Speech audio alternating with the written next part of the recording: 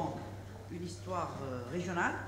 Et cette table ronde a pour objectif de décrire le secteur humanitaire au Liban dans le cadre des crises successives que ce pays a connues, afin de comprendre et de mettre en exergue les différentes générations d'acteurs humanitaires.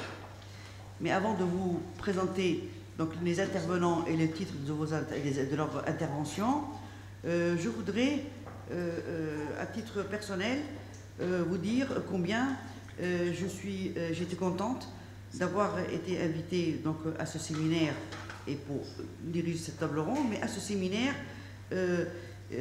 dont l'un des, si je puis dire, du concept principal s'appelle Transition humanitaire. Et ce, à un double titre. D'abord, donc je me présente, moi je suis sociologue du politique, spécialiste de l'Égypte et non pas de Liban, et je représente actuellement l'Institut de recherche pour le développement en Égypte. Pourquoi ce concept de transition humanitaire me semble très important? C'est qu'en réalité, je suis donc membre, chercheur d'un laboratoire, d'un institut qui est très particulier dans le champ académique français et qui demande à ses chercheurs de travailler en partenariat avec les institutions locales de recherche. Nous travaillons sur le développement, mais nous travaillons avec les institutions locales de recherche, les universités, les centres de recherche, et nous travaillons avec les chercheurs locaux.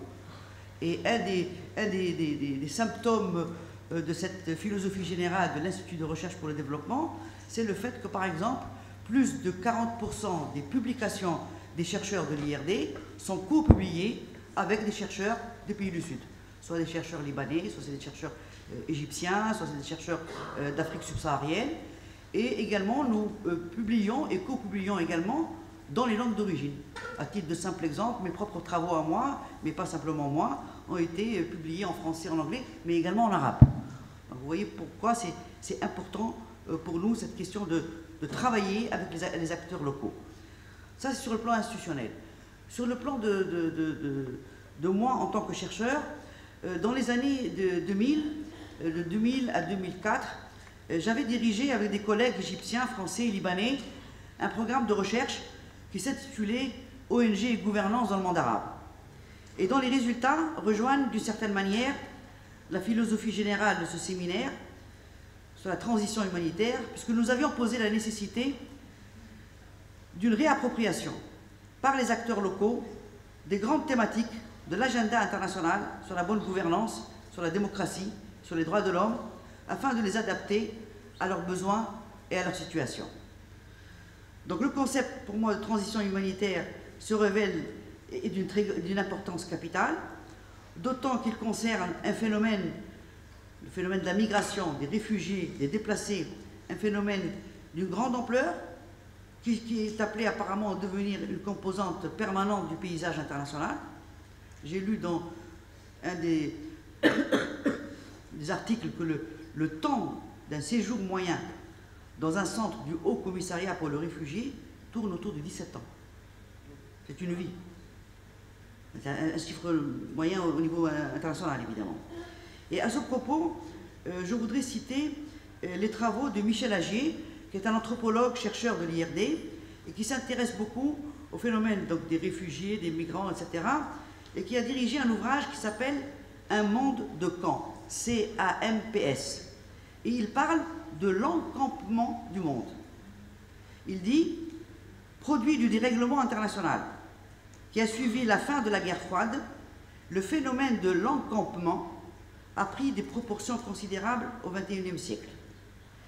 Les camps ne sont pas simplement des lieux de vie quotidienne pour des millions de personnes, ils deviennent l'une des composantes majeures de la société mondiale, l'une des formes de gouvernement du monde, deux points, et là son mot est très dur, une manière de gérer l'indésirable. Voilà un tout petit peu quelques réflexions que je voulais faire avant donc, de commencer notre table ronde donc, sur l'écosystème humanitaire au Liban. Nous avons 4 intervenants. Nous avons devant nous à peu près jusqu'à midi et demi, 13h. Nous avons le temps donc, de parler. Et donc je vais commencer par donner la parole à M. Diamanos Qatar, ancien ministre des Finances et de l'Économie, ancien également universitaire à l'Université Saint-Joseph, et qui va nous parler de l'action humanitaire dans un contexte régional. À vous, M. Qatar.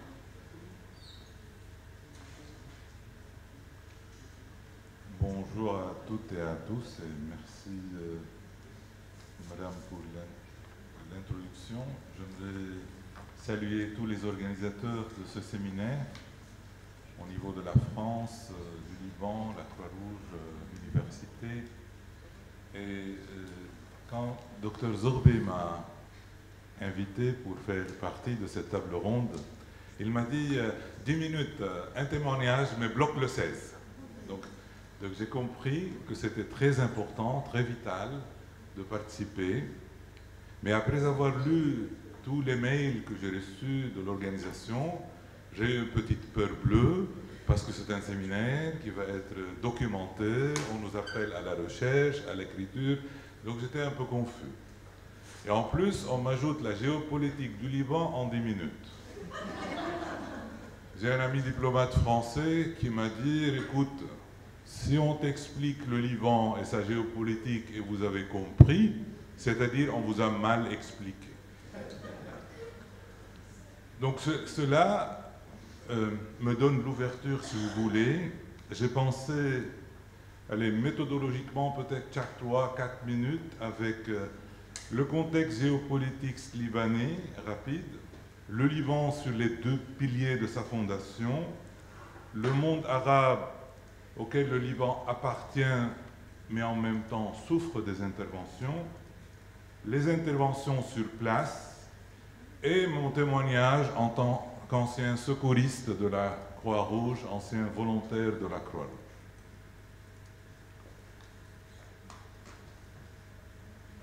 Ce témoignage, j'ai été volontaire en 1977, il y a 40 ans, je suis vieux, jusqu'à 89.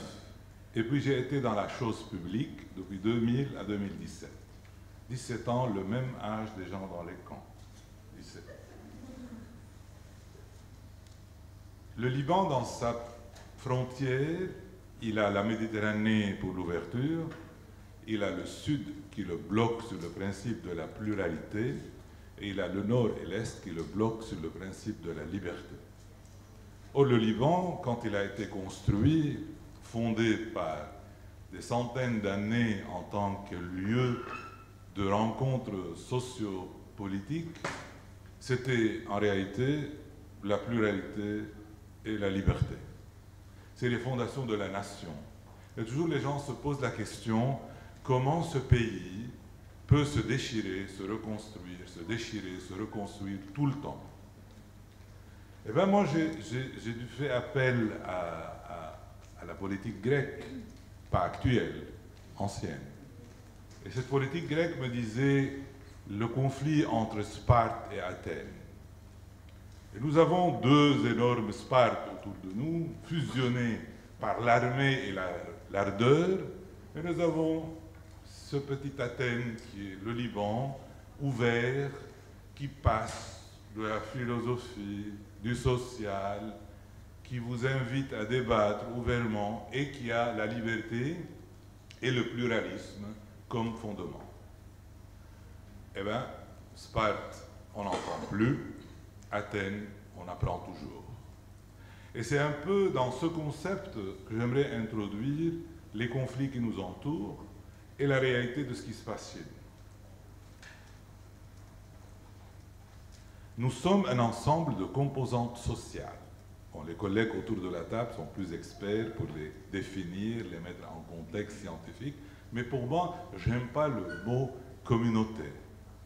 Parce que communauté est devenu très péjoratif au Liban, c'est-à-dire on bloque le gouvernement à cause des communautés, on bloque les nominations, les gens ne sont pas représentés. Moi je parle de composantes sociales en tout ce que ce nom porte comme aspiration, culture, héritage, mode de vie. Et dans ces composantes sociales, la problématique, elle est telle que quand on a un énorme risque sur la nation, c'est-à-dire les 2 fondations principales, les Libanais se réunissent et ils dépassent la crise, à chaque fois, à chaque carrefour. Et quand ils se mettent autour d'une table, pas ronde, mais quoi que ce soit la table pour se partager le pouvoir, pour pouvoir gouverner ce mélange de composantes sociales, et c'est là où les conflits commencent. Donc les conflits, ce n'est pas parce qu'on ne sait pas vivre ensemble, au contraire.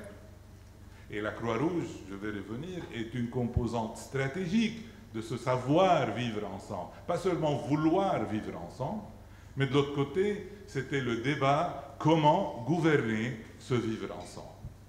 La réalité du conflit libanais, c'est comment gouverner ce vivre ensemble.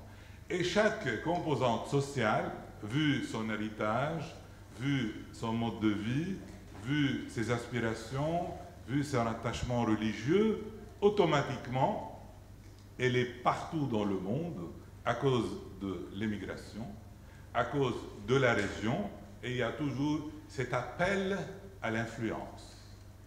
On a toujours eu l'appel à l'influence.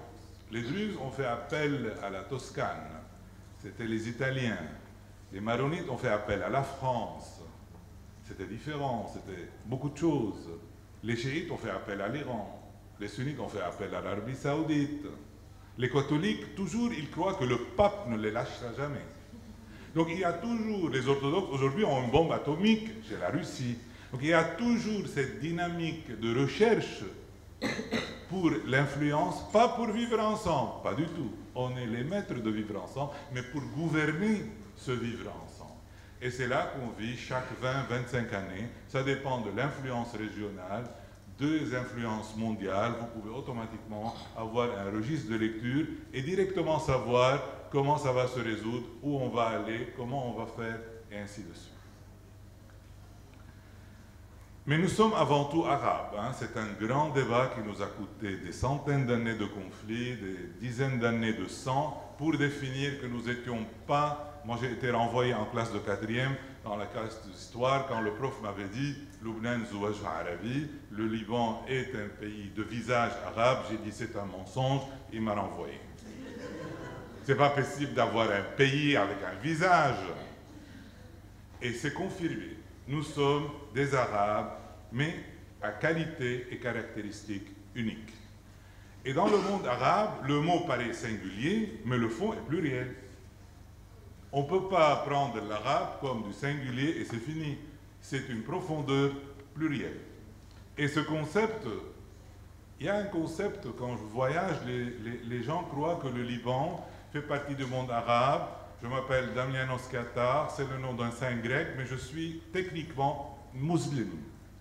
Pour les gens, ils ne savent pas qu'au Liban, que dans le monde arabe, il y a d'autres dynamiques que l'islam. Il y a beaucoup d'autres dynamiques. Et à l'intérieur de l'islam, il y a beaucoup de dynamiques. Et c'est la profondeur de la géopolitique libanaise. On reconnaît 18 communautés sociopolitiquement. Donc c'est de ce mélange, de cette dynamique, que les conflits peuvent émerger, mais en même temps que les conflits apprennent à se résoudre dans ce genre de diversité. La Croix-Rouge dans tout ça. Il y avait la guerre du Liban, comme vous la connaissez, vous avez lu.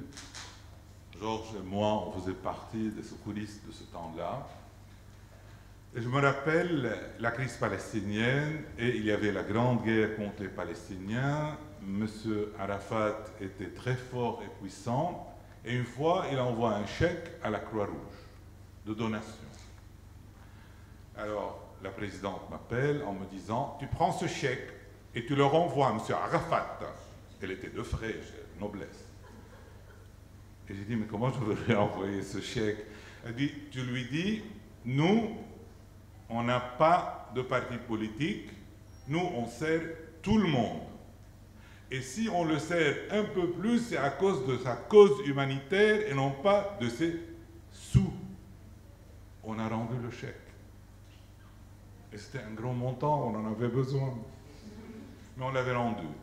La Croix-Rouge a instauré, pendant toute la période de la guerre et après-guerre, elle a instauré 2 piliers qui rassemblaient les piliers de la pluralité et de la liberté.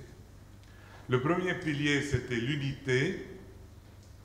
Je me rappelle au comité central que Georges fait face à aujourd'hui en tant que secrétaire général, le comité central qui me dit « Attention Damien, il y a encore deux choses, vous et la livre. » Ils ont brûlé le drapeau et ils ont détruit l'armée durant la guerre civile. Il y avait deux choses, vous, c'est-à-dire la Croix-Rouge, l'emblème, et la livre libanaise. 2 mois après, la livre libanaise chute. Je retrouve le comité pour avoir de l'argent, pour bouger les équipes. Et ils me disent, il n'y a plus que vous. L'unique symbole de l'unité est resté durant la guerre un seul facteur, la Croix-Rouge libanaise. Et c'était beaucoup utile pour les séances de négociation non déclarées aujourd'hui. On a fait plein de médiations pour la réconciliation.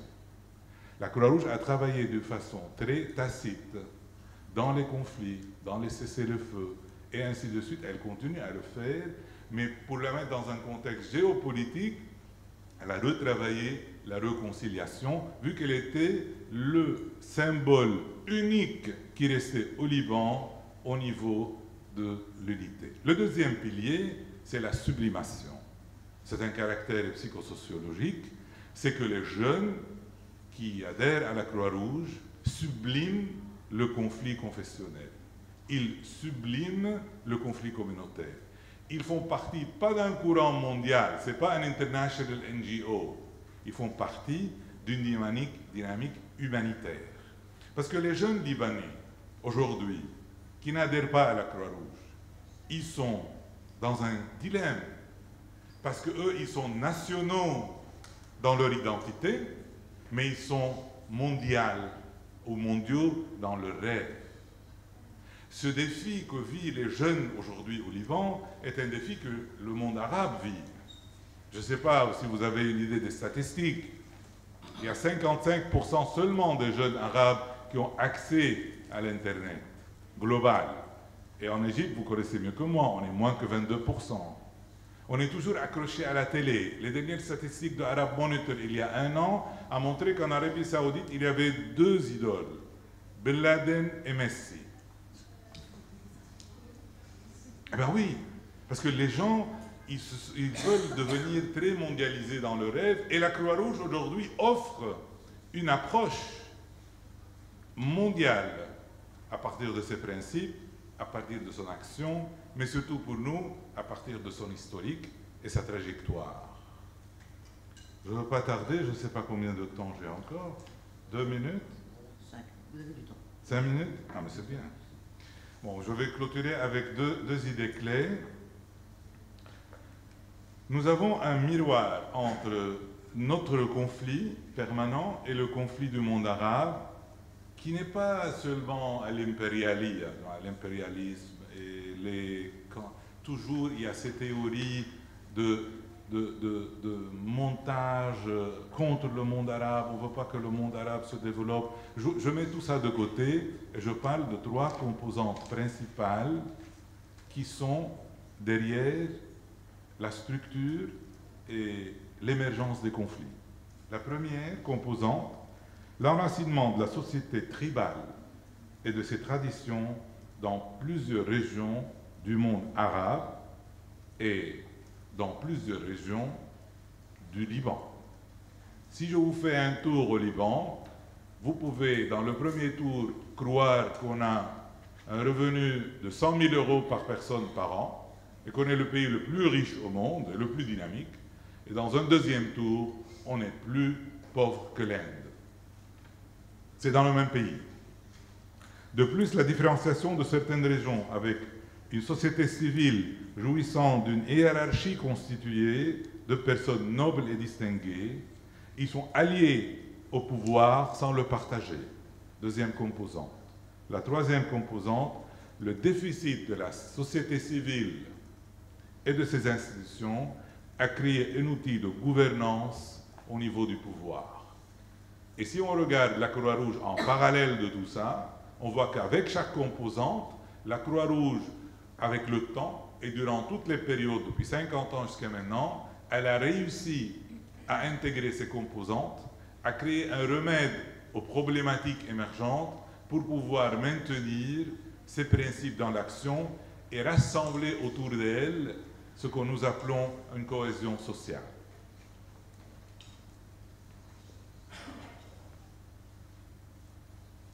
La dernière idée qui, pour nous, dans la chose publique et dans la cause humanitaire, c'est une question qui est aujourd'hui mondiale, mais qui a toujours été au Liban, c'est la question des minorités. Donc si je n'aime pas communauté, par contre minorité, je comprends encore plus. L'État au Liban n'arrive pas à évoluer à la vitesse voulue à cause du déchirement dont j'ai parlé au départ, l'échange du pouvoir pour gérer ce savoir vivre ensemble. Mais l'État, quand il est en panne, qu'est-ce qui se passe? La nation se réduit à la fraction de son noyau communautaire, minoritaire, et deviendra un rassemblement de ces micro-pouvoirs. Ces pouvoirs seront en confrontation, car la société qui n'arrive pas à se comprendre a besoin de recourir à la violence. Rappelez-vous René Girard qui disait que la violence, ce ne sont pas les minorités qui déclenchent la violence, c'est l'inverse, c'est la violence qui les fabrique. Et la Croix-Rouge a toujours, au Liban, essayé d'intervenir dans les conflits. La Croix-Rouge libanaise est un modèle qui n'a pas été passif. Il a été toujours proactif. Peut-être pas dans ces termes que je viens de noter aujourd'hui, c'est une synthèse après tant d'années, mais l'action elle-même et la réaction au conflit, et parfois on faisait des activités au-delà pour créer la stabilité et la cohésion sociale. Et à la fin, j'ai retrouvé chez un philosophe français, Henri Bergson, j'ai retrouvé la clôture, qui expliquait pour moi cette différenciation de la Croix-Rouge dans la géopolitique libanaise. Il dit, et je cite, « Entre la société close et la société ouverte, l'amour de la nation est un instinct primitif, alors que l'amour pour l'humanité s'acquiert difficilement et rarement. » Merci.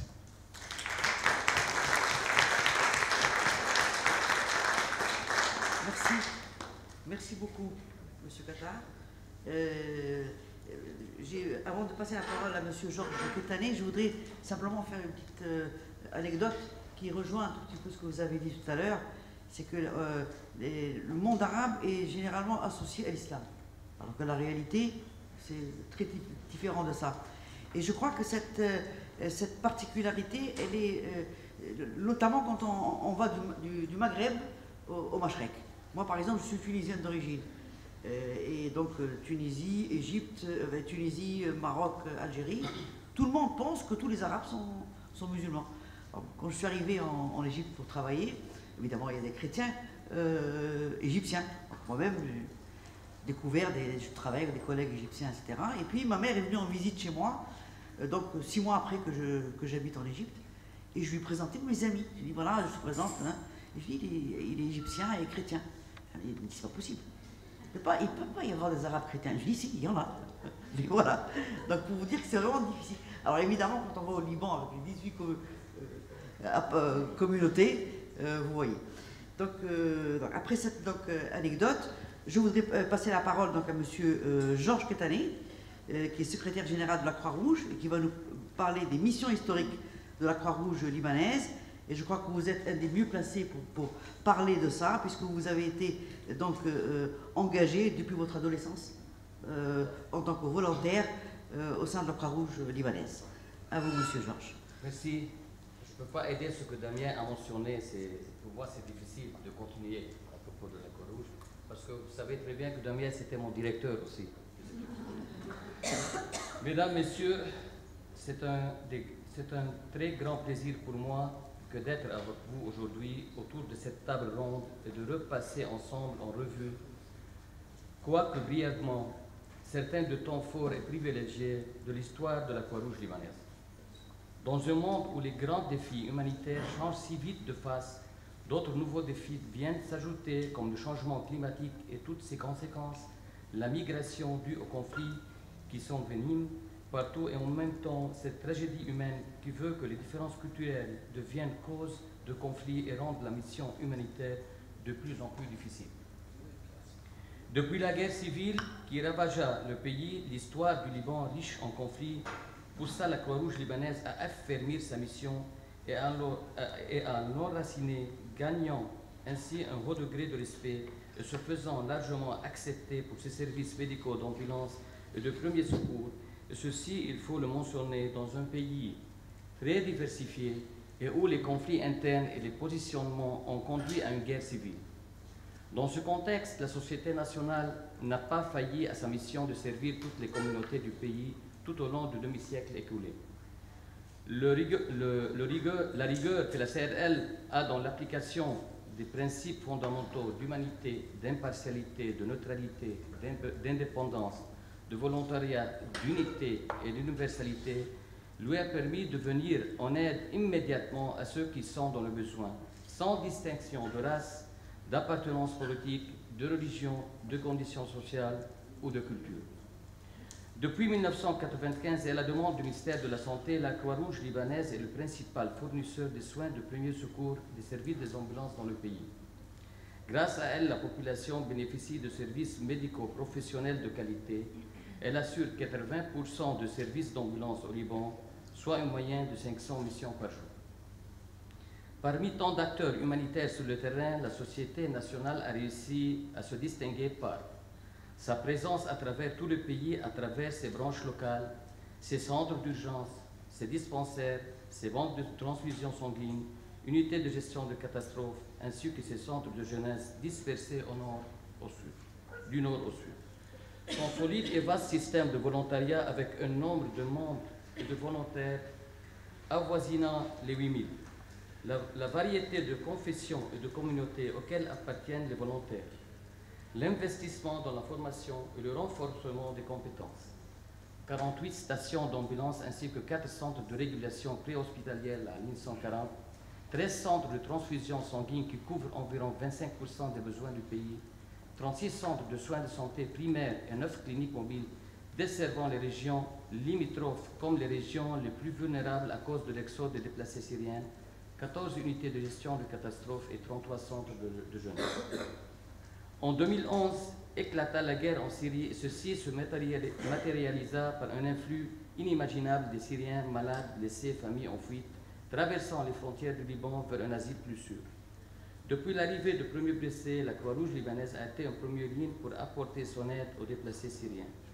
La société nationale entière se mobilisa pour répondre à cette crise et toujours selon ce qui fait son point d'honneur et son unicité, rendre des services humanitaires en complète neutralité, impartialité et indépendance.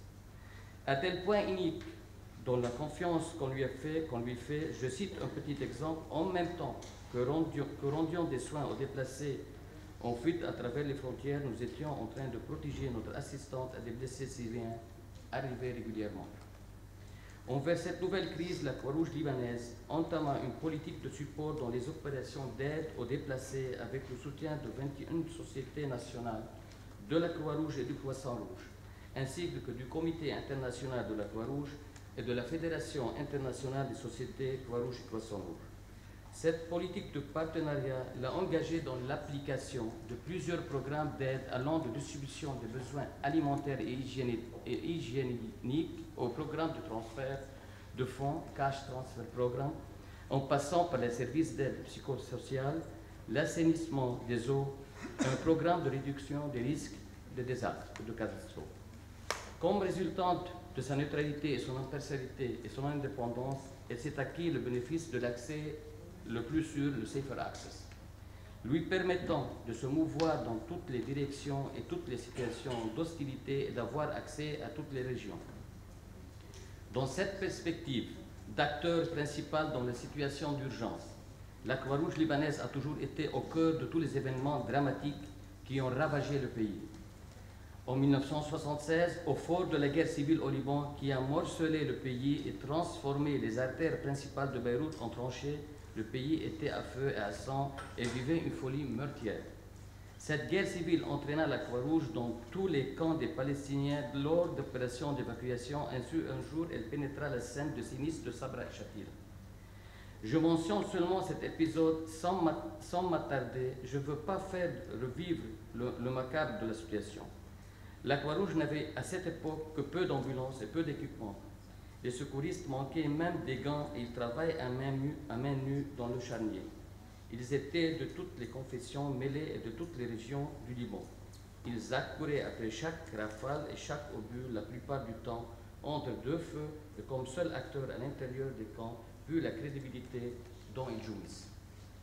Et durant la guerre des 100 jours à Ashrafieh, après le vol des ambulances à Beyrouth, une seule ambulance demeurait disponible. Traverser la ligne de démarcation sur la route de musée parmi les tirs des deux côtés. Sans radio, sans moyen de communication démunis, les volontaires n'avaient que leur foi en leur mission. La Croix-Rouge libanaise n'a jamais chômé. Lorsque les obus se taisaient, les explosions reprenaient de l'ampleur. Ici et là, et dans le pays de la Croix-Rouge est parmi la Croix-Rouge est parmi les premiers à arriver sur la scène, commençant le recensement des blessés et des victimes, opérant un triage, prodiguant les premiers soins sur le terrain, se connectant aux hôpitaux, assurant le transport des cas. En 1990 éclata une guerre fratricide durant laquelle il n'y avait pas de temps à perdre. Les belligérants, quelquefois de la même famille et du même quartier, rendaient la situation plus difficile encore. Durant cette guerre, fort de notre mission, j'ai procédé personnellement à la négociation de plusieurs cessez-le-feu avec les différents belligérants pour permettre à nos effectifs de traverser les lignes de démarcation, quelquefois lignes de mort. La guerre de 33 jours de juillet 2006 a fauché près de 1200 personnes, 4000 blessés et près d'1 million de déplacés. Cette guerre a causé des dégâts directs très importants aux infrastructures et aux habitations. Tous les ponts étaient détruits et nos effectifs usaient de chemins de traverse pour atteindre les groupements de citoyens retranchés dans les villages et leur assurer la nourriture et les médicaments. Cette guerre lui suivit un an après 2007 pour de violents affrontements entre des groupes islamistes et l'armée libanaise dans le camp de réfugiés palestiniens de Nahr el-Bared, près de Tripoli dans le nord du Liban, durant laquelle la Croix-Rouge libanaise a transporté plus que de 335 blessés, civils et militaires libanais et 51 corps, comme elle a évacué près de 1000 civils depuis les enceintes du camp et transporté 184 patients au service d'urgence des hôpitaux. Toutes ces missions ont été conduites en étroite collaboration avec le Croissant-Rouge palestinien et le Comité international de la Croix-Rouge, ainsi la Fédération internationale de la Croix-Rouge et du Croissant-Rouge. En 2015, avec le CICR et l'ONU OCHA, la Croix-Rouge libanaise assura le transport des évacués de Fouaa, Kefraya et de Zabadani, de la Syrie vers la Turquie et vice-versa en transitant par le Liban. Sous la demande du directeur général de la Sécurité générale, la Croix-Rouge assura le repatriement des 16 militaires libanais et un martyr retenus en otage par le front al-Nasra. Les ambulances de la CRL pénétrant seules dans le No Man's Land à la demande express de al-Nusra. 2017 vit la Croix-Rouge libanaise en face de deux grandes opérations d'évacuation suite à des opérations militaires dans Assal et Ras al-Bakr. Et ce, sur la demande expresse de la Sécurité générale, du directeur général de la Sécurité générale, la Croix-Rouge libanaise se vit confier la responsabilité de la logistique de cette opération de grande envergure. Les opérations se sont déroulées selon les plans établis par la Croix-Rouge et bien coordonnées par les autorités libanaises. Nourriture, or, clinique mobile, coordination avec le Croissant-Rouge syrien. Pour assurer les autobus, aucun effort n'a été épargné, rien n'a été négligé pour mener à bien notre mission dans le plus stricte obédience et à nos principes fondamentaux, dans la limite de ses capacités et quelquefois au-delà de la Croix-Rouge libanaise est toujours présente au moment crucial. Je dois mentionner qu'à travers la période décrite dans ce récit, Dans ce récit, la Croix-Rouge libanaise a perdu 15 jeunes volontaires, sans oublier les 94 blessés et handicapés et les 2 kidnappés. Il faut dire qu'après les élections de 2013 et mon accession au poste de secrétaire général, un poste vacant depuis des décennies, l'accent a été mis sur l'obligation de mettre une stratégie de développement 2014-2018. Ce premier pas visait à renforcer la capacité organisationnelle de la CRL et par conséquent lui permettre de pouvoir répondre plus efficacement à toutes les crises, en particulier à la crise syrienne. Un programme de développement organisationnel a donc été conçu, lancé fin 2014. Ce programme a débouché sur des réformes globales en matière de gestion financière, de ressources humaines, d'approvisionnement, de collecte de fonds et de gestion des volontaires. D'autre part, la CRL a considérablement augmenté ses opérations d'aide aux déplacés et les communautés libanaises qui les hébergent. Étant donné que ces communautés sont au départ très vulnérables, la Croix-Rouge libanaise est en continuelle opération de réforme organisationnelle pour renforcer la structure qui devra répondre aux défis à venir. La pérennité de la société dépend de son aptitude à renforcer sa structure pour faire face aux nouveaux besoins qui se profilent dans une région vouée au trouble. Aujourd'hui, elle s'approche rapidement de l'étape où elle sera en mesure de développer sa deuxième stratégie. Les 5 départements opérationnels clés sont actuellement dans le cours de finaliser leur stratégie. Les principaux programmes traversaux, développement organisationnel pour renforcer la capacité de la société nationale, la préparation à une réponse efficace en cas de catastrophe et l'adoption des programmes de support nécessaires sont des objectifs clairs à mettre en exécution à long terme. Nos défis majeurs sont actuellement la réponse à la crise syrienne, le maintien et la protection de nos volontaires et employés, la diversification et la durabilité du financement, le développement des capacités organisationnelles, mesurer et améliorer la qualité des services nationaux vitaux, notamment le service d'ambulance et le service de transfusion sanguine. Je termine en précisant que notre but et notre mission sont de prévenir et d'alléger en toutes circonstances les souffrances des hommes, femmes et enfants, de protéger la vie et la santé dans le respect de la dignité humaine et en particulier en temps de conflits armés, de catastrophes climatiques et dans d'autres situations d'urgence. C'est aussi d'œuvrer à la prévention des maladies et au développement de la santé et du bien-être social et d'encourager l'action volontaire. En conclusion, je voudrais rappeler que l'unicité de la Croix-Rouge libanaise vient de sa mission foncièrement humanitaire et de sa neutralité vis-à-vis le vulnérable. 2 facteurs majeurs parmi tant d'autres qui lui ont valu cette crédibilité de partager les moments les plus durs de l'histoire de notre pays.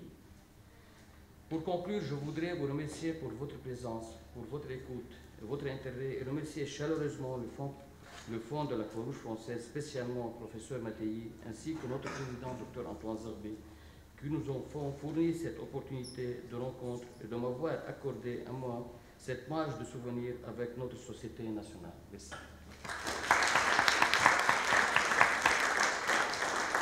Merci beaucoup. C'était vraiment très intéressant, assez impressionnant ce que vous nous avez dit là, sur les activités et l'histoire de la Croix-Rouge libanaise.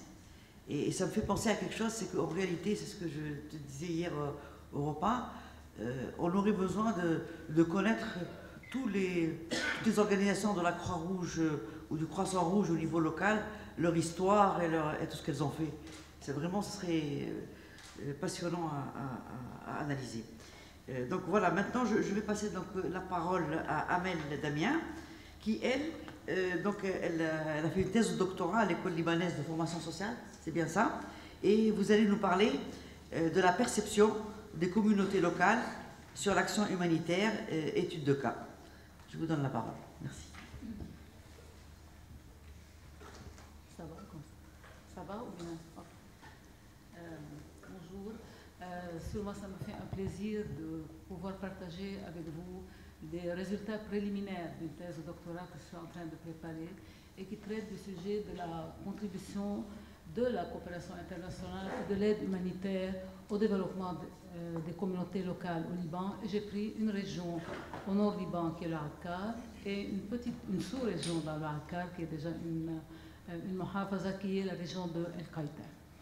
Effectivement, cette présentation couvre uniquement la perception des acteurs de la communauté locale et pour être plus clair, c'est vraiment les bénéficiaires, les familles et la population. Ce n'est pas ni les ONG,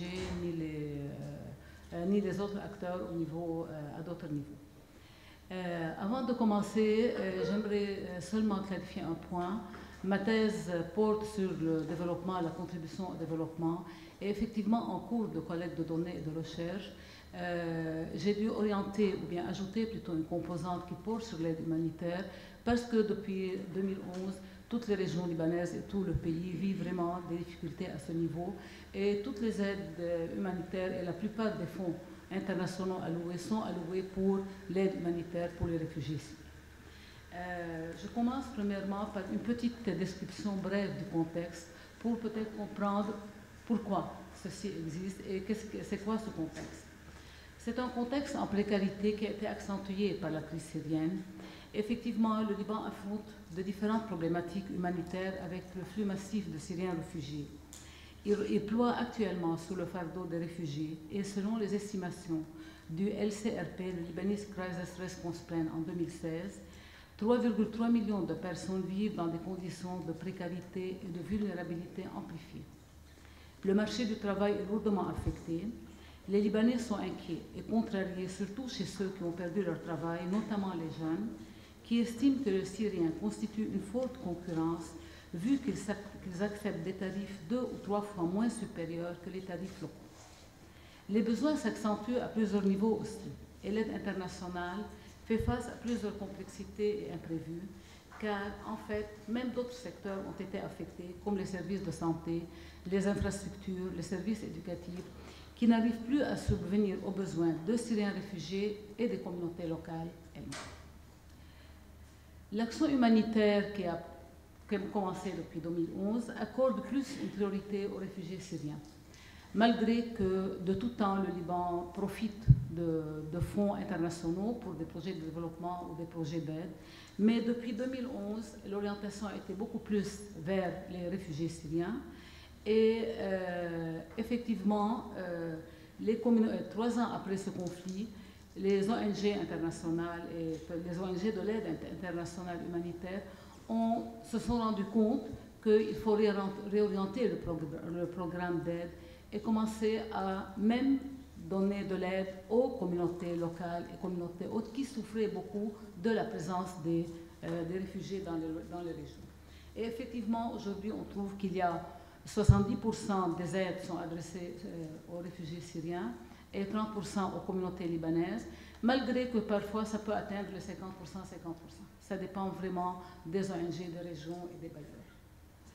Une troisième caractéristique de ce contexte, c'est qu'il y a un malaise ressenti par les communautés locales généré par le flux massif des Syriens et l'orientation inégale des aides humanitaires.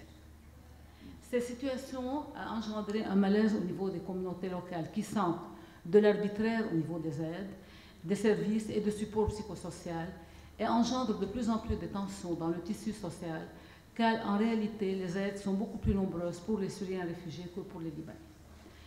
Toute cette situation nous mène à nous poser déjà la question comment les ONG de l'aide humanitaire répondent à ce malaise, quelles sont les conséquences sur la vie des communautés d'accueil et des communautés libanaises, et le plus important, comment les communautés locales perçoivent vraiment cette situation et cette aide. Quel était l'objet, si vous voulez, de ma recherche? C'était de comprendre l'aide humanitaire, comment l'aide humanitaire favorise le développement des communautés locales dans des situations de vulnérabilité. 3 motifs m'ont poussé, si vous voulez, à réfléchir sur ce thème. Premièrement, comme travailleur social et chercheur concerné par la problématique des réfugiés et du développement. Deuxièmement, pour pouvoir apporter des éléments de la réalité libanaise aux acteurs nationaux et locaux, concernés par une réponse plus adéquate et pertinente aux besoins réels des communautés locales. Et troisièmement, fournir aux acteurs de l'aide internationale des éléments pour une harmonisation et un alignement cohérent avec les politiques nationales.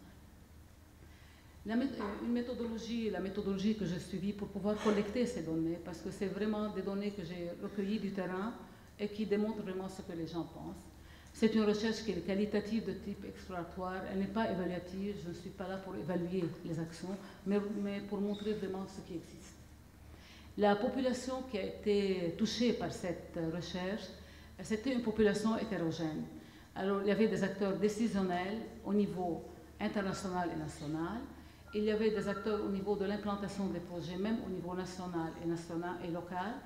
Et il y avait, alors je dis, au niveau de l'implantation, il y a les ONG nationales ou bien les acteurs nationaux, les ONG internationales qui implantent des projets, le niveau local et les communautés locales en soi, les bénéficiaires directs. Comment ces acteurs vraiment, quelle était leur perception? La source de données, j'ai utilisé deux outils pour pouvoir collecter ces données. J'ai fait des focus group avec 3 types de répondants, avec 22 femmes qui profitent de projets socio-économiques, 19 jeunes qui profitent de la formation professionnelle et 10 hommes qui profitent de projets agricoles. D'autre part, un autre outil a été utilisé et un entretien semi-dirigé a été fait avec 3 informateurs clés, un leader informel de la région et 2 responsables de 2 ONG locales. Seulement, j'aimerais clarifier une chose, que vraiment cette présentation, et j'ai seulement parlé des bénéficiaires ou bien des répondants, concernant seulement la communauté locale, parce que cette présentation, elle est seulement basée sur leur perception. Alors, tous les autres éléments qui touchent les autres niveaux ne sont pas présents dans n'existent pas dans cette présentation. Quels sont les constats que j'ai pu explorer et j'essaie de faire le lien vraiment. Est-ce que ces constats qui sont la base et les leviers de l'aide humanitaire, est-ce qu'ils sont appliqués dans la politique de l'aide internationale?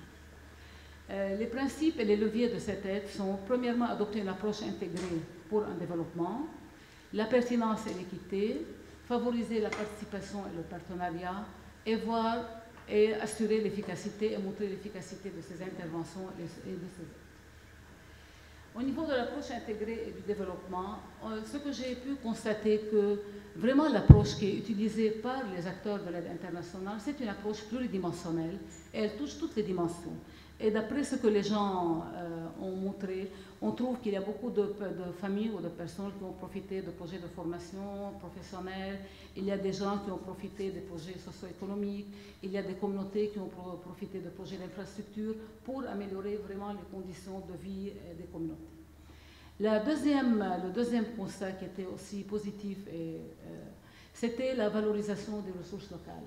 Alors on trouve, et j'ai trouvé que les gens ont manifesté et ont dit que vraiment il y a une grande valorisation des ressources locales dans ces projets, même si c'est des projets d'aide, parce que c'est les ressources humaines qui existent dans la région, les ressources matérielles qui sont là, sont les premiers concernés, si vous voulez, et de qui on profite le maximum pour pouvoir élaborer nos projets d'aide internationale ou bien assurer cette aide internationale. Mais effectivement, d'autres questions se posent. Quelle est la durabilité de ce projet? On trouve, ce que j'ai trouvé, qu'il y a un début d'implantation de certains projets durables dans les régions, et dans cette région, je parle spécifiquement. Mais le problème, c'est que certains programmes d'appui aux communautés hôtes continuent d'appréhender les communautés d'accueil comme vulnérables. Mais on trouve en même temps des programmes qui s'apparentent à un soutien durable et intégré aux communautés, et on le trouve avec certaines municipalités, surtout je parle des municipalités de cette région. Le deuxième point qui touche la durabilité, c'est que les gens ont senti qu'il y a un manque de suivi auprès des bénéficiaires de cette aide humanitaire pour voir vraiment quel est l'effet de cette aide sur la vie des bénéficiaires et des gens. Le troisième constat, c'est que les gens sentent qu'il y a une stratégie de durabilité qui n'est pas claire, surtout pour les réfugiés syriens et pour les communautés hôtes des deux, parce qu'ils sentent que les actions sont limitées dans le temps, elles ne sont pas pérennes et dépendent beaucoup des fonds alloués à ces aides. Alors les fonds vraiment décident, si vous voulez, la durabilité et le temps de ces aides. Le quatrième point qui a surgi aussi, qui a émané, c'est le sentiment d'instabilité et d'insécurité chez les gens. Alors on trouve que chez les communautés syriennes surtout, même les communautés hautes, mais si je veux parler des communautés syriennes, sentent qu'ils sont obligés, parfois, entre guillemets, obligés, ou bien ils sont poussés, si vous voulez, à accepter l'aide comme elle se présente, malgré qu'ils ont des besoins à d'autres niveaux. Et parfois, l'aide ne répond pas vraiment à leurs véritables besoins. Et ils sentent qu'il y a, soit pour les Syriens réfugiés ou bien les communautés hautes, que le futur est flou et ne comprennent pas vraiment ces aides, la pérennité de ces aides, car ils sentent que parfois en cours, il y a beaucoup de changements et de réorientation dans les actions qui surgissent et qui affectent vraiment leur profit de cette aide. Le deuxième élément, constat important dans cette aide, c'est jusqu'à quel point elle est pertinente et équitable. C'est le constat de pertinence et d'équité. Les répondants ont manifesté qu'il y a vraiment une inadéquation des réponses et ils sentent que les ONG de l'aide humanitaire n'ont pas toujours la réponse adéquate à leurs besoins, comme on l'a dit. Il y a tout le problème, ou bien tout le constat qui est la duplication des projets et des aides. Alors, la plupart des ONG ont les mêmes fonds, ont les mêmes orientations internationales, ont parfois les mêmes projets, et ils sentent qu'ils sont obligés parfois de les réaliser parce que les fonds sont là, existent. Et seulement, j'aimerais toujours répéter que c'est vraiment l'avis des gens. Ce n'est pas mon avis, c'est ce que les gens ont manifesté durant la collecte de dons. Les communautés aussi sentent, surtout les communautés libanaises, les communautés hautes, sentent qu'il y a un sentiment d'injustice. Parce que beaucoup de fois, les projets d'aide sont beaucoup plus adressés aux Syriens, aux réfugiés syriens, et ceci mène à des frustrations chez les communautés hautes et chez les communautés locales, et parfois un regain de tension entre elles, surtout qui est le fruit d'un long historique entre les deux types de communautés. Ce sentiment est accentué par des stratégies adoptées par deux types de stratégies. Les stratégies à court terme qui se caractérisent par l'intervention d'urgence excluant les communautés hautes et les stratégies à long terme qui se caractérisent par des approches de développement mais qui considèrent toujours que les communautés locales sont vulnérables, malgré que ces communautés ont joué un rôle très important dans l'assistance aux communautés des Syriens réfugiés dans beaucoup de régions, vu tous les liens historiques qui existent entre ces deux communautés. Le troisième constat qui est la participation. Il y a un point qui est très important que les gens sentent, qu'ils ne participent pas beaucoup aux décisions qui les concernent, qui concernent des projets d'aide qui les touchent. Alors pour eux, c'est vraiment les décisions qui sont prises par les bailleurs de fonds internationaux qui dictent les types de programmes et les types d'aide. Et ça met les gens parfois mal à l'aise parce qu'ils considèrent que prendre en compte leur avis, l'avis des communautés locales, l'avis des leaders informels, l'avis des bénéficiaires directs est important pour assurer une durabilité, une pérennité de cette action humanitaire. Les gens ont montré que même s'il y a parfois certaines participations des communautés locales, mais c'est beaucoup plus au niveau de l'implantation des actions, de la réalisation des actions, beaucoup plus que dans la planification, dans la décision et dans la planification. Le troisième, le constat suivant, c'est le partenariat. Les partenaires principaux, moi je dis dans cette région, sont le ministère des Affaires sociales et les municipalités. Sûrement, il y a des ONG locales qui sont partenaires, mais en gros, ce sont les deux grands partenaires. Et les communautés sentent qu'il y a beaucoup de fois que le partenariat est très relatif. Il dépend vraiment soit des municipalités qui décident, soit de l'acteur ou de l'ONG locale. Et parfois, il y a toute l'histoire de clientélisme et d'engagement politique de certaines ONG ou des municipalités qui peuvent ne pas mener à une bonne réponse à leurs besoins.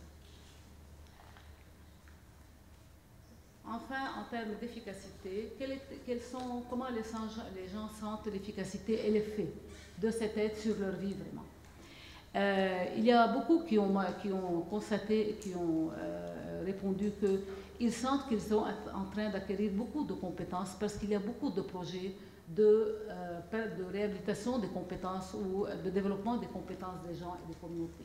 Alors beaucoup entre femmes et jeunes surtout ont montré qu'ils sont en train vraiment d'acquérir de nouvelles compétences qui peuvent les aider à améliorer leurs conditions. Même certains ont mentionné qu'il y a un début de changement de mentalité, surtout au niveau de la mixité, parce que ces aides touchent jeunes, hommes, femmes, et les activités et les projets sont parfois vraiment mixtes. Alors, beaucoup de jeunes ont montré que ce changement de mentalité au niveau de la mixité commence à émerger et c'est un des effets de cette contribution. Le sentiment d'insuffisance, la population, les populations ont montré vraiment qu'il y a parfois, en dépit du grand nombre de ONG qui existent et qui œuvrent sur le terrain, les réponses sont vraiment toujours insuffisantes. Alors, on trouve qu'il y a un nombre immense des ONG qui est considéré très positif par les communautés locales parce qu'ils considèrent qu'ils sont là pour les aider, mais ils sentent parfois qu'ils ne sont pas suffisants par rapport à leurs véritables besoins. Le dernier point qui est la priorité est donnée à l'urgence.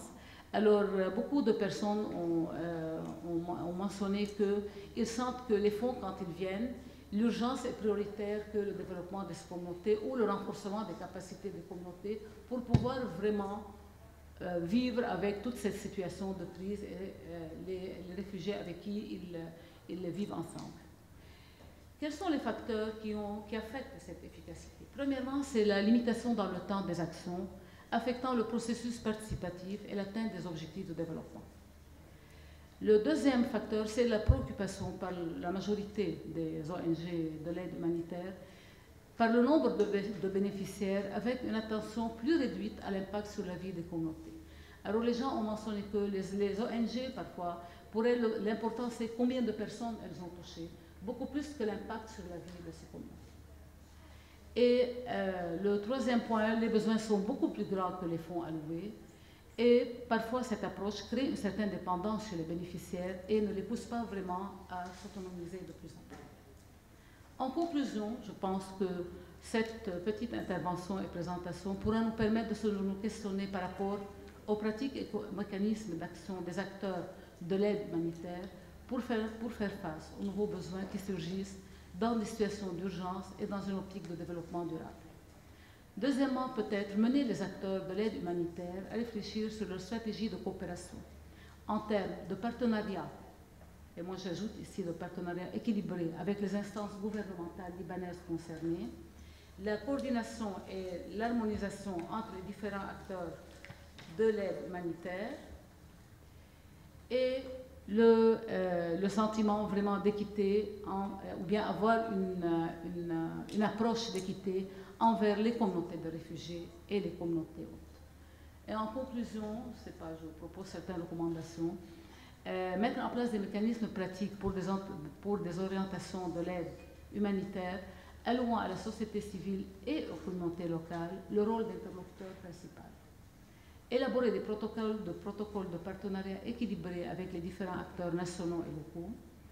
Veiller à respecter et à appliquer les finalités du développement local durable dans la gestion des projets de développement, et même si c'est des projets d'aide qui doivent viser vers le développement des communautés. Participer à l'évolution des représentations et le changement des références, des repères et au changement des pratiques. Et enfin, intégrer l'assistance spontanée des communautés d'accueil aux stratégies de développement à long terme et les considérer capables d'impulser des initiatives communautaires cohésives. Et merci.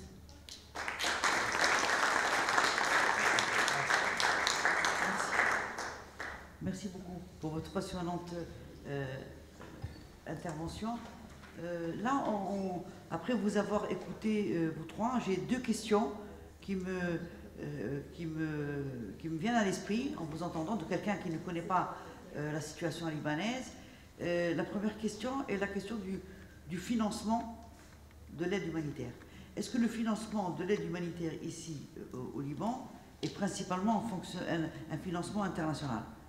Existe-t-il un financement interne, par exemple du secteur privé ou d'autres questions? Quelle est la part de l'aide publique, du financement public par rapport à l'aide humanitaire? Donc un peu un paysage du type de financement. Parce que quand on parle financement, il y a un certain nombre de conclusions qu'on peut tirer après, hein, sur la manière de fonctionner des ONG, etc.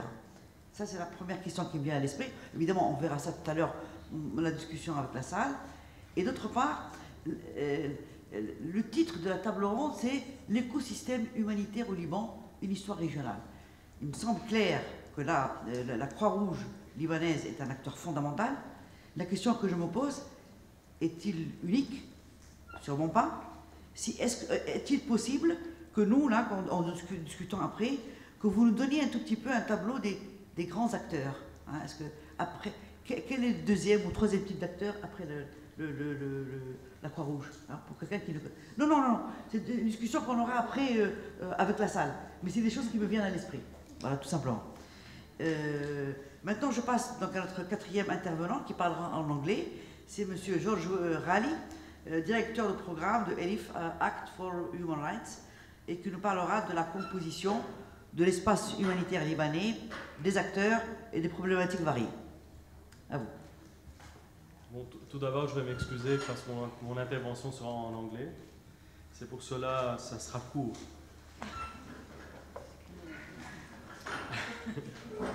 on l'espère. Alors, je fais juste une petite note au sujet de l'interprétariat. Bien sûr, on a des ressources un peu limitées. C'est aussi une conviction. Si vous utilisez les écouteurs, on n'a pas assuré la traduction de l'anglais vers les autres langues parce qu'on parle tous un petit peu anglais de toute façon. En revanche, on avait vraiment à cœur à assurer la traduction entre l'arabe et le français. On va dire, c'est pas du tout des choix stratégiques. En tant que chercheur, on a regardé sur toutes les publications et on a fait le constat d'une grande asymétrie de la visibilité de certains travaux et de certains chercheurs dans certaines langues. Donc nous, en fait, ce qu'on essaye de faire, c'est de travailler à cette asymétrie, de rendre visibles des travaux et chercheurs qui ne le sont pas habituellement et de créer des liens entre ces communautés de recherche et entre les acteurs aussi opérationnels. C'est pourquoi on a jugé que c'était une priorité sur cet interprétariat français-arabe.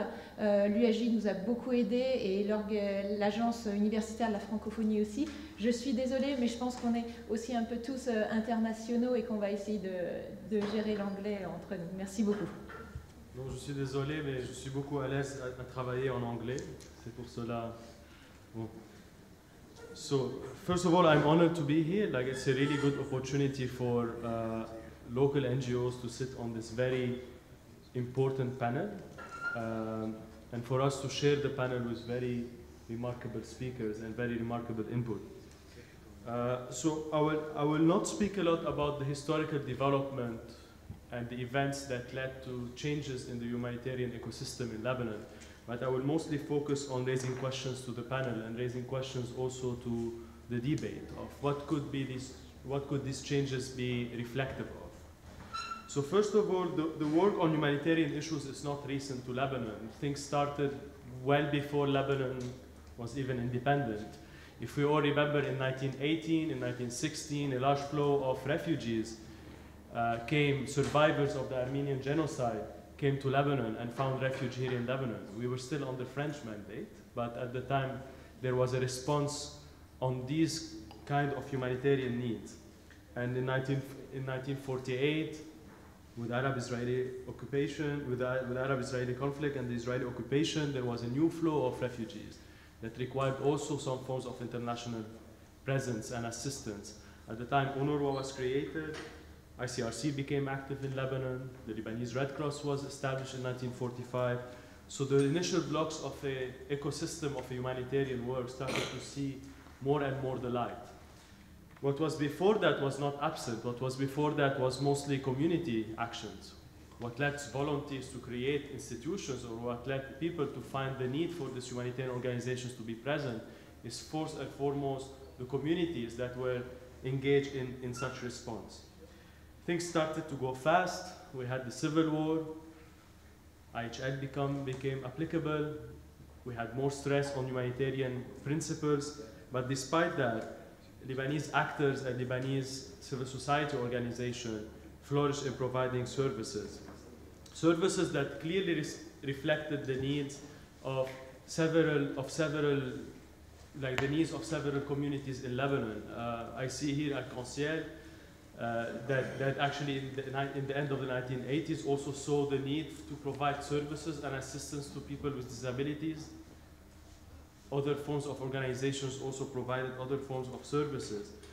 And it moves on after the Civil War with more, I wouldn't like to make it sound negative, but it also the weaknesses of state institutions, and that that eventually led to an increase in the response of non-state actors, NGOs and service providers and civil society organizations. The centrality of the Red Cross, the centrality of other actors as key actors in providing humanitarian work, development action, but also setting up strategies.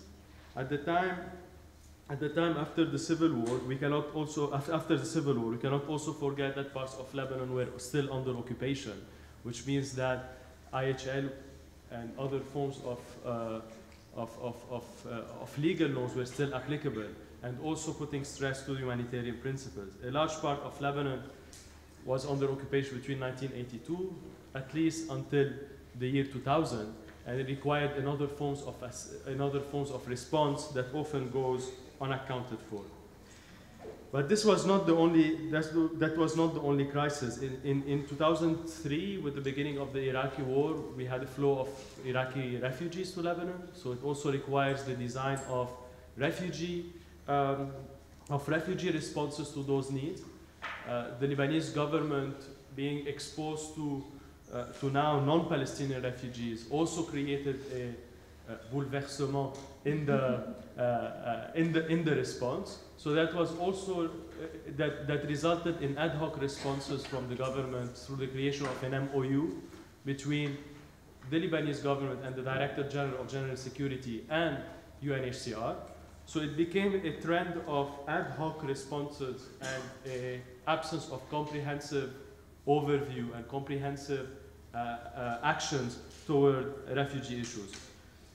Mr. Kettani spoke a lot about the Nahr al-Bared conflicts and the 2006 war, so I will not speak a lot about that, but I will speak about one aspect, which is the engagement of civil society at the time. My colleague from Lebanon Support can speak more about what created, what really energized civil society organizations to work on responding to certain needs, mostly because the conflict came at a surprise, and obviously, but it also resulted in the destruction of the airport, and eventually a lot of reliance on communities and a lot of reliance on local capacities became more and more important. In a nutshell, I will not speak a lot of details, but in a nutshell, I would like to enumerate a bit of the actors that we at Aleph think are responsive to humanitarian crisis. They might not be humanitarian actors, and I like here to reflect on a very clear line that some actors might be responding, but they are not actually humanitarian actors, but they are doing humanitarian functions. Most of these organizations, and in response to your question on who are the big actors other than the Red Cross in Lebanon, I think most of them could be categorized under faith-based actors. And faith-based actors that are providing forms of services in time of crisis, but also in time of conflict. They mostly have a strong link to the communities they respond to, but in the years and in the decades of their developments became more national, even if they still preserve their faith-based background. There are government-based actors. General Khair was here.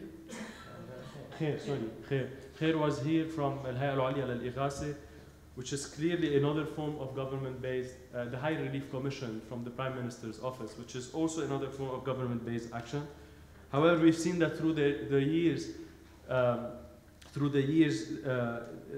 HRC is mostly a response to quick responses on a very short time.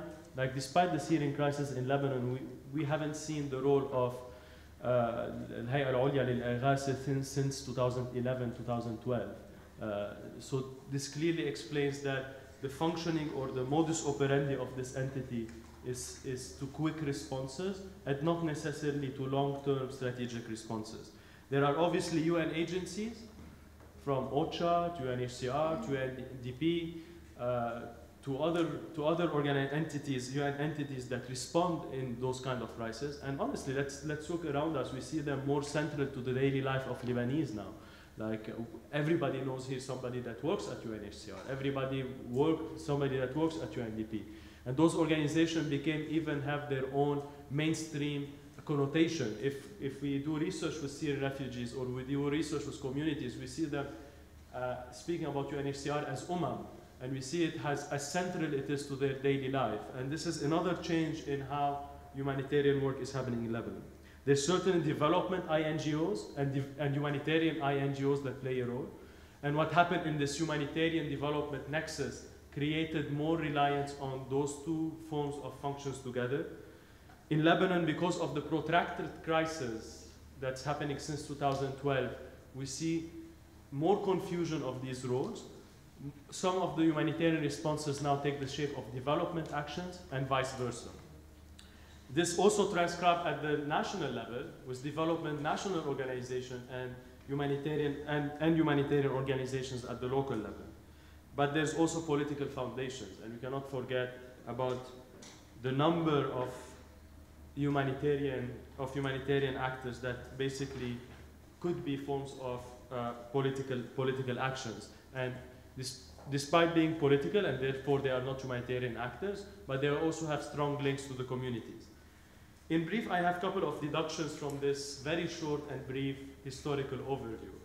Definitely in written form, it will be more comprehensive and more detailed about the shape and the pioneering aspect of these entities, but for this verbal presentation, I will keep it to that point. But there are a couple of deductions that are important and are often disregarded. One point is that humanitarian work in Lebanon is not alien and it's not recent. So we haven't, it's not something that started in 2012. Humanitarian work in Lebanon started in the 1910, and even well before that, if somebody wants to dig it up further. So it's very important not to look at the humanitarian actors as debutants, as amateurs, and as entities that cannot have good capacities. It's not recent, and it's not new. The second deduction is that communities were in the forefront of such interventions, and that basically through any crisis that Lebanon has came into, communities at the local level have been the first to respond, well before NGOs, well before international NGOs, well before the government even. Communities have been providing their own form of needs, their own form of structuring themselves together. A lot of NGOs here on the table started as small community interventions that grew because of the needs and now are big NGOs at the national level. The third deduction is that government institutions were mostly secondary, creating more reliance on humanitarian actors. In the crisis we have now, people have less reliance on government services, even Lebanese citizens after the civil war. If we want to enumerate what kind of services do they get from the state, emergency service provided by an NGO called Lebanese Red Cross. They take them to private hospitals mostly because of the weaknesses of public health care. They go to private schools, like 82% of Lebanese children go to private schools. So we see the government institution playing a secondary role in most of the aspects. The fourth deduction is that migration and displacement seems to always be surprising, and this is for me surprising. Why are we always surprised by migration and by displacement? Why are we always surprised by suddenly not being able to respond to large movement of people? It's certainly a big stress to infrastructure, but why are we always surprised? And this is a question that we always ask ourselves in planning. Why are we always surprised by people moving around?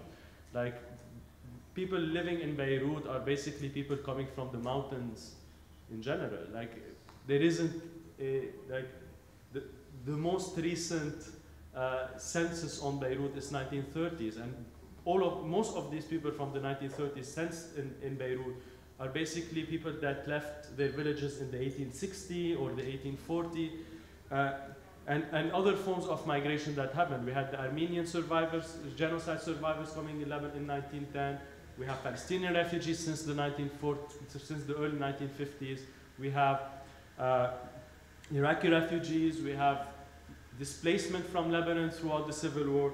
So why are we always surprised by people on the move? And this is a very big question that I would like to pose to you. Why are we always surprised? Why aren't our programmatic and strategic designs not able to respond quicker to these issues, despite our understanding that they were always present? The final conclusion before I get into a bit of challenges we face is that humanitarian needs and issues are mainstream now. And this is something very positive. If we go on the street, from the research of my colleague here, we can clearly see that people have a better understanding of how humanitarian aid should be. This is a maturity of what people expect from humanitarian actors. People expect durability, people expect sustainability, people expect to be treated in dignity, which is a clear understanding that protection principles and humanitarian principles are much more mature and much more grasped, which will make our work easier per se, but it will create even more challenges for us to be able to feed their expectations. In conclusions, I have 4 challenges that I think are important to notice. And I will start by the most difficult one, and at least the one that is, at least for us as Lebanese NGOs, something very important. Why are international NGOs still the lead in any humanitarian response in Lebanon? We have long years of experience. We have very good humanitarian actors.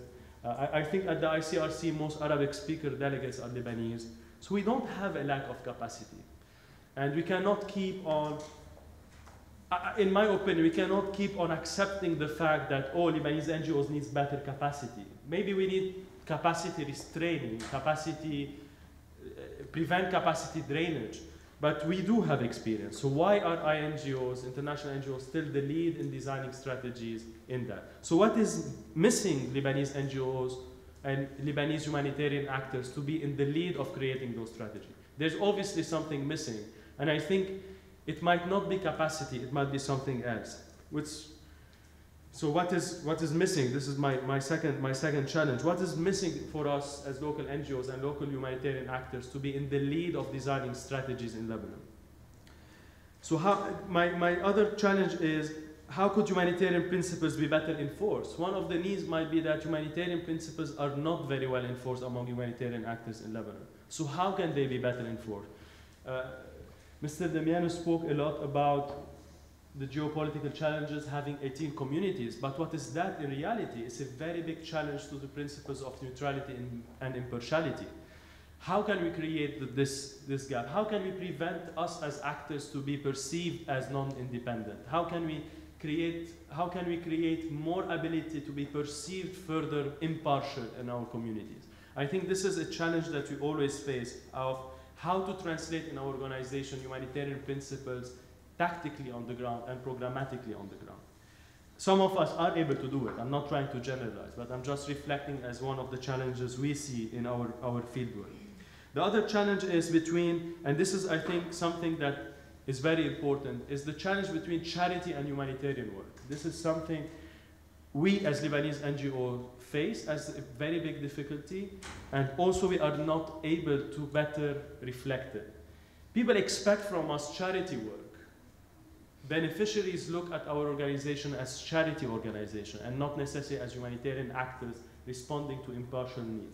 And this is a very big problem. If I go on the street and I tell somebody I work at a human rights NGO, so people expect, so as I would say it in Arabic, so as a حدا أخذ لي حقوق بيجي لعندك بتقدموا خدمات. So people expect people to work on to be charitative, and this is clearly creating challenge to humanitarian actors to design interventions that are not necessarily just responsive to charity needs of beneficiaries, which are great in a country that has a lot of underdevelopment, but mostly on how to design interventions based on humanitarian principles.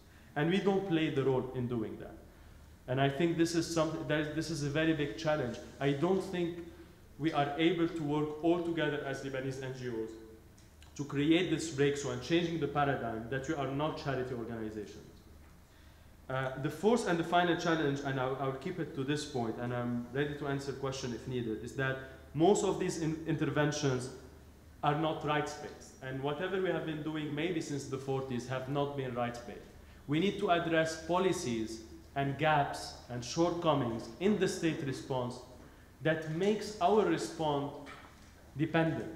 Meaning, when we speak about access to healthcare or access to emergency services or whatsoever, what is the government changing in legal protection and in policies to make us to make people or citizens and people in need less reliant on civil society and humanitarian actors? We cannot keep on doing humanitarian work for decades and years to come.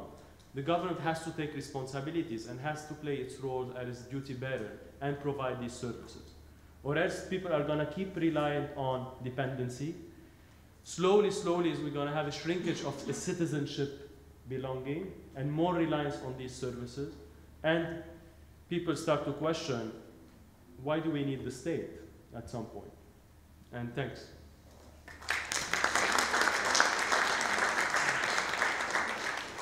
Merci beaucoup. Donc là, nous avons terminé donc, nos 4 interventions successives.